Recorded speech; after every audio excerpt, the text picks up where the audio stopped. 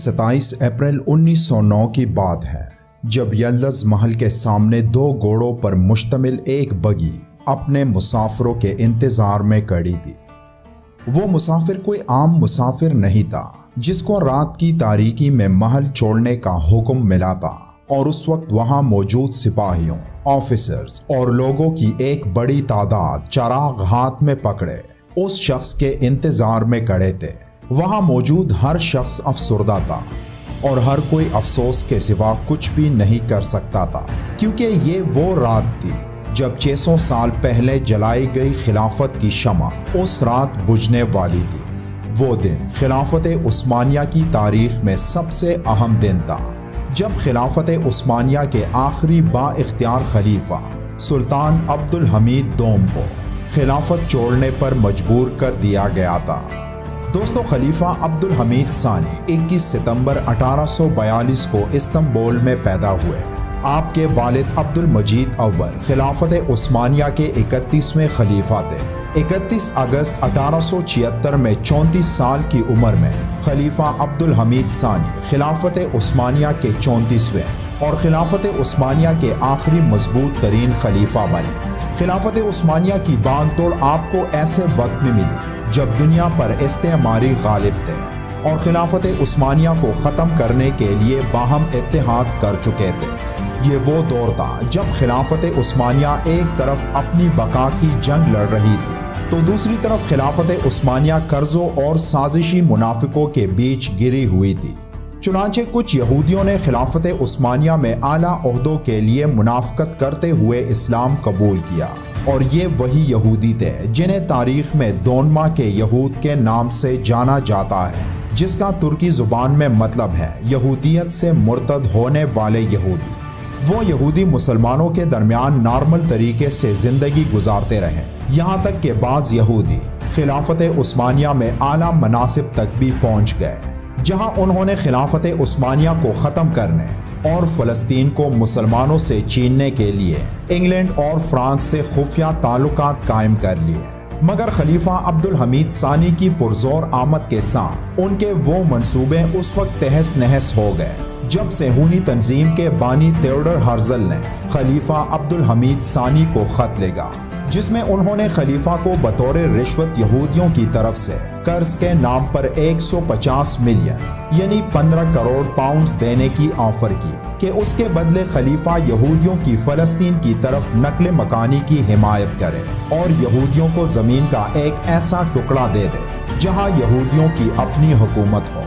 खिलाफत उस्मानिया के बहादुरों के उस शाहीन ने इतनी बड़ी ऑफर ठुकरा दी, हालांकि उसके जरिए खिलाफत उस्मानिया की माली मुश्किलात को ख़त्म किया जा सकता था। और उस खत के जवाब में खलीफा अब्दुल हमीद ने सेहूनियों के बानी थियोडोर हर्जल और दीगर यहूदियों के लिए वो अल्फाज कहे जो आज भी तारीख में सुनहरी हरूफ में लिखे हैं।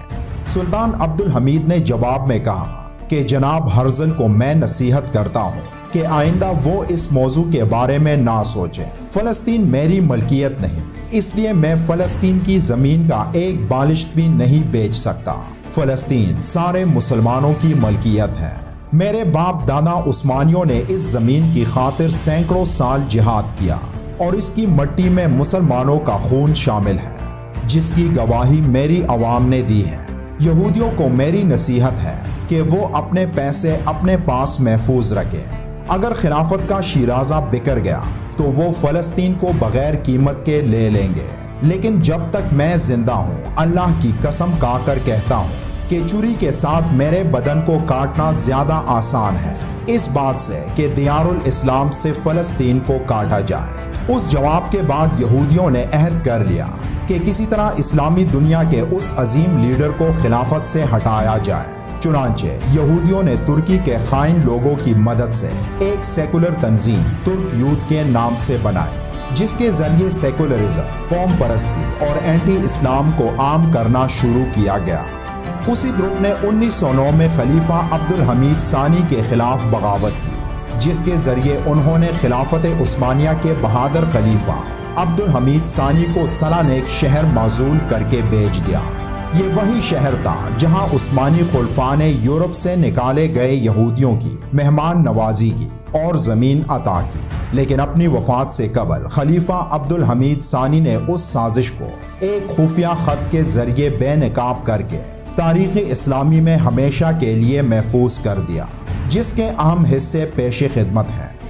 بسم اللہ الرحمن الرحیم۔ حمد الصلاۃ کے بعد میں اپنا یہ خط زمانے کے شعر محمود آفندی ابو الشامات کی خدمت میں پیش کر رہا ہوں، ان کے مبارک ہاتھوں کو بوسہ دیتے ہوئے نیک دعاؤں کی امید کے ساتھ۔ اس مقدمے کے بعد میں آپ اور آپ جیسے اصحاب علم و فضل کے سامنے ایک اہم مقدمہ پیش کر رہا ہوں کہ یہ تاریخ کے ذمے ایک امانت رہے۔ خلافت اسلامیہ سے مجھے ہٹانے کے پیچھے جمعیت اتحاد یعنی جان ترک کے سرداروں کی طرف سے تنگی اور دھمکیوں کا مسلسل آنا تھا،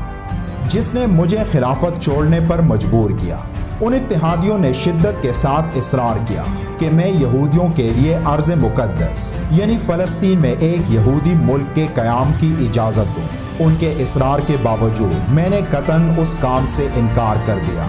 آخر میں انہوں نے مجھے 150 ملین انگریزی سونے کے پاؤنڈز کی آفر کی۔ میں نے اس آفر کو یہ کہہ کر ٹھکرا دیا کہ 150 ملین یعنی 15 کروڑ پاؤنڈ کی بجائے اگر تم مجھے زمین کے مقدار کے برابر بھی سونا دے دو تو بھی میں تمہاری بات نہیں مانوں گا۔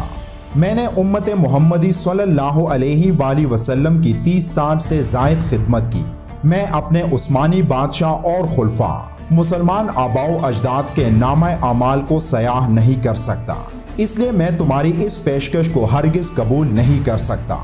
میرے اس قطعی انکار کے بعد انہوں نے مجھے خلافت سے الگ کرنے پر اتفاق کر لیا، جس کے بعد انہوں نے مجھے پیغام بھیجا کہ وہ مجھے سالانک شہر بھیج رہے ہیں، جسے میں نے نہ چاہتے ہوئے بھی مجبوراً قبول کر لیا۔ دوستو یاد رہے کہ خلیفہ عبد الحمید ثانی کے نہ ماننے کی صورت میں خون خرابے کا خدشہ تھا۔ خلیفہ نے خلافت کی بقا اور معصوم لوگوں کی جانوں کا پاس رکھتے ہوئے مجبوراً خلافت سے علیحدگی اختیار کی۔ اگر خلیفہ ان کی بات نہ بھی مانتے تو وہ اس قدر طاقت حاصل کر چکے تھے کہ خلیفہ کو زبردستی محل سے نکال دیتے۔ سلطان عبد الحمید اپنے ہاتھ میں ایک چھوٹا سا بیگ پکڑے محل سے باہر آئے اور ان کے ساتھ ان کے خاندان کی 2 خواتین بھی بیٹھی تھیں، اور سلطان عبد الحمید کا سب سے چھوٹا بیٹا تمام حالات سے بے خبر اپنی ماں کی گود میں سر رکھ کر سو رہا تھا۔ پھر رات کی تاریکی میں وقت کے خلیفہ کی بگی چل پڑی۔ وہ جگہ جہاں انہوں نے حکمرانی کی تھی، اس رات ایسے چھوڑنے پر وہ رات ان سب کے لیے انتہائی تکلیف دہ رات تھی، لیکن وہ کرتے بھی کیا؟ جب اپنے ہی غداری پر اتر آئے تو پھر آپ کی دولت اور آپ کی طاقت کچھ کام نہیں آتی۔ کچھ دیر سفر کے بعد وہ بگی ریلوے اسٹیشن پہنچی، اور دوستو یہ وہی ریلوے اسٹیشن تھا جس کو بنانے میں سلطان عبد الحمید نے اپنی تمام عمر لگا دی تھی، کیونکہ ان کی اولین کوشش یہ تھی کہ خلافت عثمانیہ کے علاقوں کو حجاز مقدس کی سرزمین کے ساتھ ریل گاڑیوں کے ساتھ منسلک کرے، تاکہ حج اور عمرہ جیسی مقدس عبادات کو ادا کرنے کے لیے مسلمانوں کو مہینوں سفر نہ کرنا پڑے۔ عشق رسول صلی اللہ علیہ وآلہ وسلم کی محبت میں سرشار خلافت عثمانیہ کے آخری خلیفہ سلطان عبد الحمید خان رحمت اللہ علیہ نے جب جرمنی کے ساتھ ریلوے لائن کا معاہدہ کیا تھا تو ایک شرط یہ بھی رکھی تھی کہ جب کاریگر کام کرتے ہوئے مدینہ پاک سے 20 کلومیٹر دور رہ جائیں گے تو اپنے ہتھوڑوں پر کپڑا باندھ دیں گے، تاکہ رسول صلی اللہ علیہ وآلہ وسلم کے مبارک شہر میں شور کی آوازیں نہ آئیں۔ اس زمانے میں ٹرین کا انجن کوئلے کا ہوا کرتا تھا، اور مکمل تیاریاں ہونے کے بعد مدینہ شریف میں ترکی اسٹیشن پر سلطان عبد الحمید ثانی کو افتتاح کے لیے بلایا گیا تو سلطان نے دیکھا کہ کوئلے والا انجن آوازیں نکال رہا ہے، تو سلطان عبد الحمید غضبناک ہو گئے اور کچرا اٹھا کر انجن کو مارنا شروع کر دیا اور کہا، حضور صلی اللہ علیہ وآلہ وسلم کے شہر میں اتنی تیز آواز تیری۔ دوستو آج تقریباً 100 سال کا عرصہ ہونے کو آیا، اور اس وقت جو انجن بند ہوا تھا وہ آج بھی ایسے ہی مدینہ شریف میں رکھا ہوا ہے، جو ترکی اسٹیشن سے مشہور ہے۔